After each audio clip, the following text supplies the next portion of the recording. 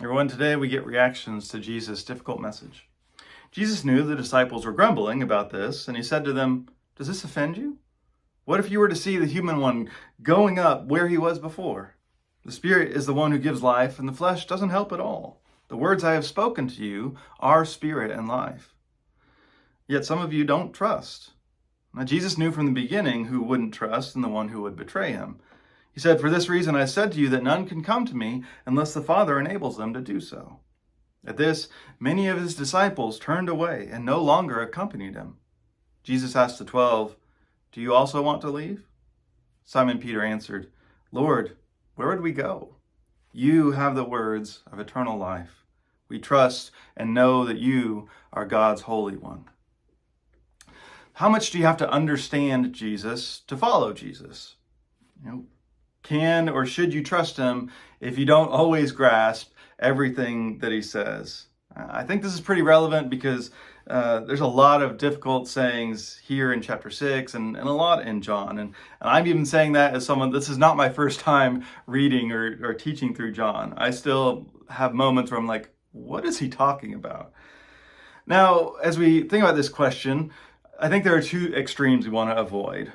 On one hand, we have what I would call like blind cult leader trust, where they expect you to check your brain at the door. They are probably confusing you in order to control you. When things don't make sense, they'll too quickly appeal to mystery, right? I know you can't understand, but just trust me. Now I can't say that I haven't confused anyone with anything I've taught, but if that's always the way that someone's talking, you should probably run away. Now, the other extreme is to require absolute certainty before there's any trust at all. Right? I can't trust you until I know everything that you believe and you explain all of it to me clearly. I have to be certain that I know you will never fail me, you will never surprise me in any way.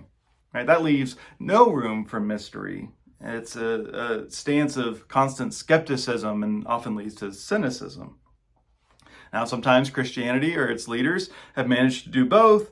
You should have certainty about your faith, but also don't ask too many questions. Now, for Jesus, if all we had were convoluted speeches where he just says, "Trust me," that probably wouldn't be good enough. But that's not all we have. We have seen what he's done in these stories.